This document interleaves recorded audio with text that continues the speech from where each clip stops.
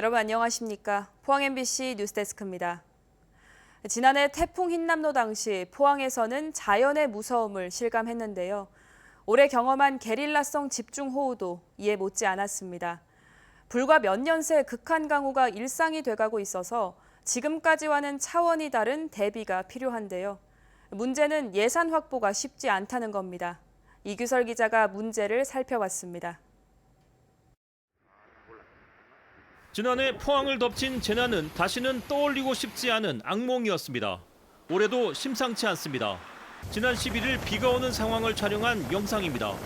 순간 두려움이 느껴질 정도로 퍼부었습니다. 이번 폭우도 무서웠습니다. 포항 구룡포에 160mm의 비가 쏟아졌고 형산강 하류는 물이 불어나 둔치 일부가 잠겼습니다. 남구 대송면의 저지대는 또 침수됐습니다. 지난해 마을 전체가 침수됐던 대송면 제네리 주민들은 불안에 떨었습니다. 비가 오는데 하면 안 되잖아.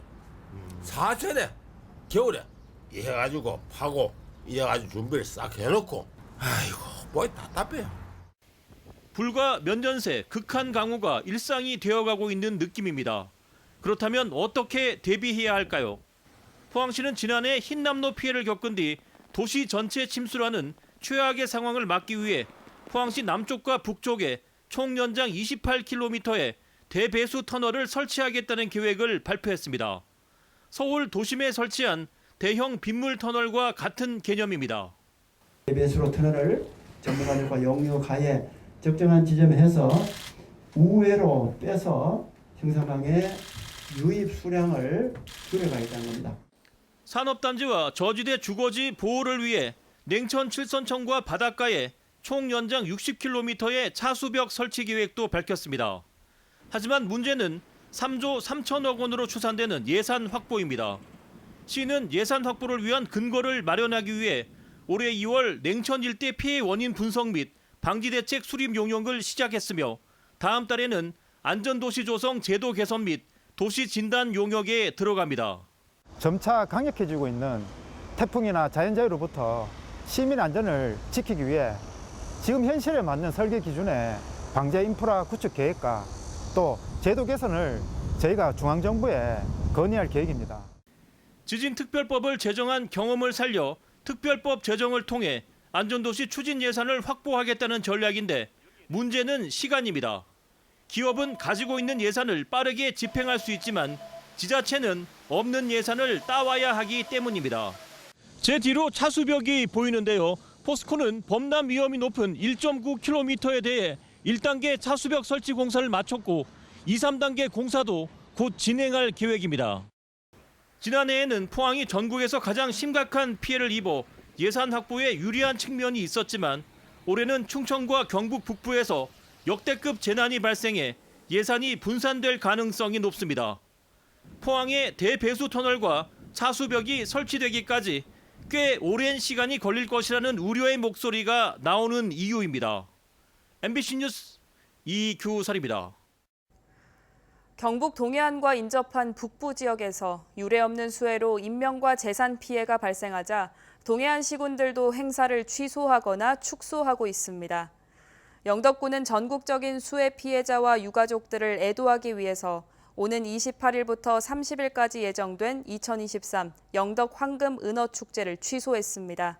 포항시도 이번 주말 영일대 해수욕장에서 개최 예정이던 제7회 영일대 샌드 페스티벌을 축소하기로 했습니다. 또 오는 21일부터 이틀간 송도 해수욕장 일원에서 개최 예정이었던 제1회 송도 바랏 페스타는 다음 달로 연기했습니다. 지난 1968년 강원도 해역에서 조업 중 북한에 납치가 됐다가 귀환한 뒤 반공법 위반 혐의로 처벌을 받은 어부들이 오늘 54년 만에 열린 재심에서 무죄를 선고받았습니다. 재판부는 피고인과 가족들에게 사과한다며 고개를 숙였습니다. 박성아 기자입니다. 1968년 11월 당시 32살이었던 경북 영덕 어부 김영달 씨는 강원도 고성 앞바다에서 조업을 마치고 돌아오던 중 북한 경비정에 의해 납치됐습니다. 한 달여간 김 씨가 타고 있던 영덕호를 포함해 어선 23척의 어부 150여 명이 북한에 끌려갔습니다. 총을 고나가지고 막 앞으로 몰아내버리고 저 마음대로 뒤로 잡고 가니까 뭐 총 앞에 그 만난 사람 누구 있어요. 6개월 만에 어렵게 고국에 돌아왔지만 국가는 오히려 이들을 처벌했습니다. 반공법 위반 등의 혐의로 수사를 받은 이들은 모진 고문과 함께 자백을 강요받았고 결국 유죄를 선고받았습니다. 처벌 이후로도 간첩 의혹에 시달리며 수십 년간 불법 사찰과 연좌제 등 고통을 받아야 했습니다. 전기로 가지고 목적했나 뭐더라고. 그들로 이 다리를 모신다. 그러니까 이 다리를 모실 거면 그 남주가 돈을 못 벌어잖아요. 진실화해위원회는 지난 2월 수사 정보기관이 납부거부들을 불법 구금하고 허위 자백을 강요하며 가혹 행위를 했다며 국가의 사과와 재심을 권고했습니다. 그리고 50여 년 만에 열린 재심에서 재판부는 영덕호 선원들에게 무죄를 선고했습니다. 재판부는 불법 구금 상태에서 조사받았기 때문에 수사 과정이나 법정에서 한 진술은 증거 능력이 없다고 밝혔습니다. 재판장은 과거 권위주의 정권 아래서 큰 고통을 당한 피고인과 가족들에게 사법부의 일원으로서 사과드린다며 고개를 숙였습니다. 피고인과 유족들은 이번 판결로 명예가 회복될 수 있을 것 같다며 기뻐했습니다. 반가웠어요. 무죄하게. 예.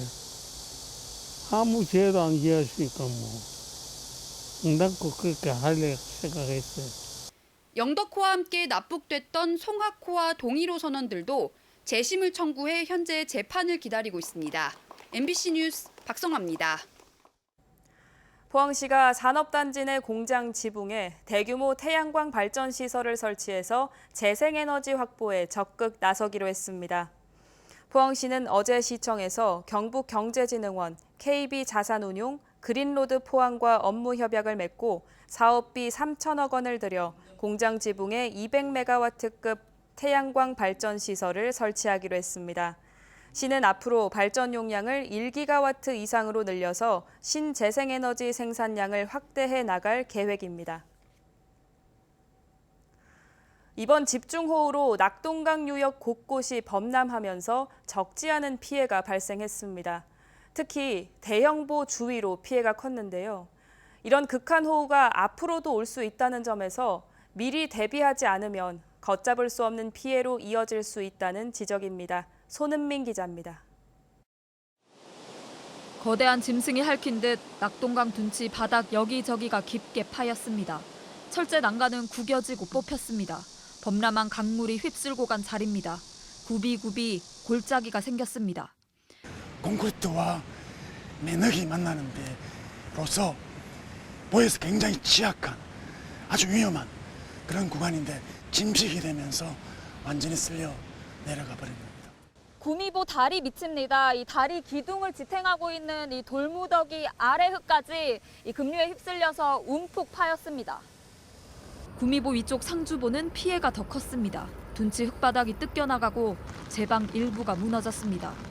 대구 경북에는 이번 장마가 시작된 지난달 25일부터 어제까지 528mm의 비가 왔습니다. 11개 지점에서 측정한 평균값인데 1973년 기상 관측 이래 같은 기간 동안 가장 많은 양입니다. 비가 온 날은 17.5일 역대 가장 긴 장마기도 했습니다. 특히 영주와 문경에서 19일 동안 곳에 따라 900mm가 넘는 비가 쏟아졌습니다. 환경단체는 4대강 보들이 이런 기습적인 폭우에 매우 취약하다고 경고합니다. 홍수 때 대형보가 장애물이 돼 급류를 유발할 수 있고 주변 땅을 깎고 제방까지 무너뜨릴 수 있다는 겁니다. 물이 통하는 단면적, 그 통수 단면적이 줄기는 하죠. 보 구조물 때문에. 그래서 이제 보가 있으면 아무래도 홍수 소통에는 방해가 됩니다. 한국수자원공사 낙동강 유역본부는 보 구조물은 안반 위에 설치돼 급류에 쓸려 나갈 위험이 없고 피해 구역은 긴급 복구 중이며 극한 호우 등 달라진 기상 상황을 반영한 복구 계획도 수립할 거라고 밝혔습니다. MBC 뉴스 손은민입니다. 폭우로 전국적인 피해가 속출하던 지난 15일, 대구에서는 신천 야외 물놀이장이 문을 열었습니다. 홍준표 대구시장이 논란의 골프를 치러 가기 전 직접 개장식에 참석하기도 했는데요. 어떻게 됐을까요? 고작 하루 운영을 하고 상당수의 시설이 흔적도 없이 사라졌습니다. 변예주 기자의 보도입니다. 어제 오후 대구 신천은 상류에서부터 흙탕물이 계속 유입되며 곳곳에서 범람이 일어났습니다. 대형 물놀이 시설도 거센 물살을 견디지 못하고 빠르게 떠내려갑니다. 소방대원들이 투입돼 일부는 건져냈지만 상당수는 흙탕물에 떠밀려 힘없이 사라져버렸습니다. 치고 있는데 당연히 막 떠내려갔습니다. 바람 때문에 자꾸 날아가가지고 당황했습니다. 지난 18일 쏟아진 폭우로 신천 물놀이장 시설물 일부가 이렇게 급류에 휩쓸려 떠내려갔고 지금은 흔적도 없이 사라졌습니다.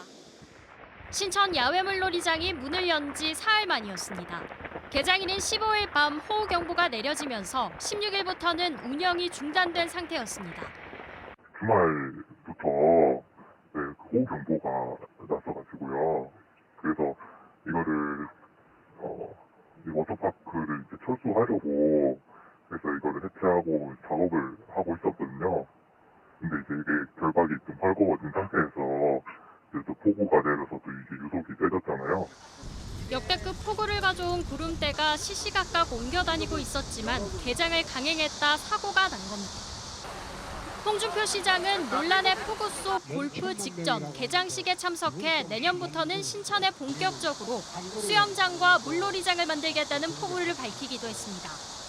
내년 말이 되면 신천이 1급수가 흐르는 그런 도심 속의 물과 숲과 그리고 많은 볼거리들이 어우러지는 새로운 공원으로 거듭날 겁니다. 여름철 도심 여가와 휴식을 위한 물놀이장으로 조성했지만 한치 앞을 못 본 개장에 아까운 세금만 흘려보냈습니다. MBC 뉴스 변예주입니다.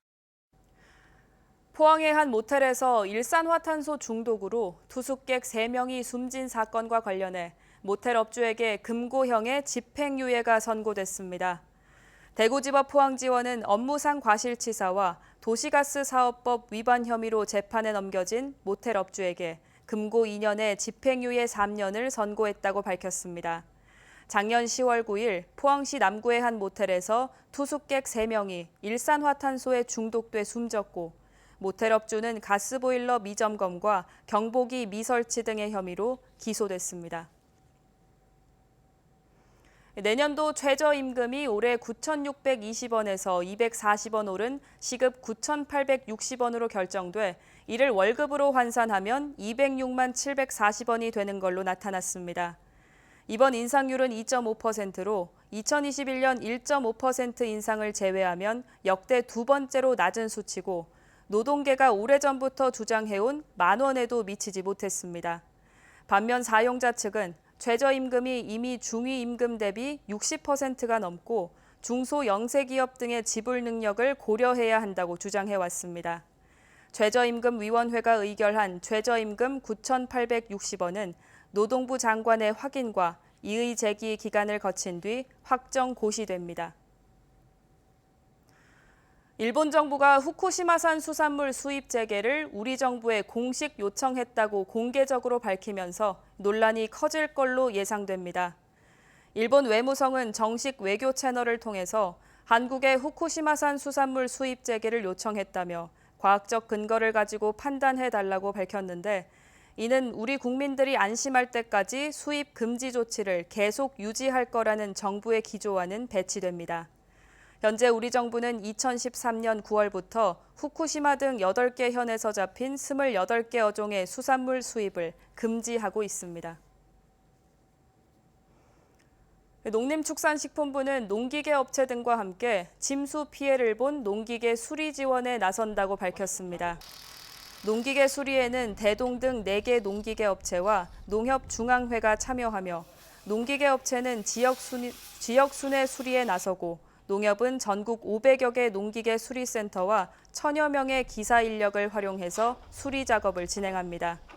이번 수리는 무상점검과 엔진오일 등 소액 부품 무료 교체로 진행되며 수리 신청은 농기계 지역 대리점이나 지역 농협에서 받습니다.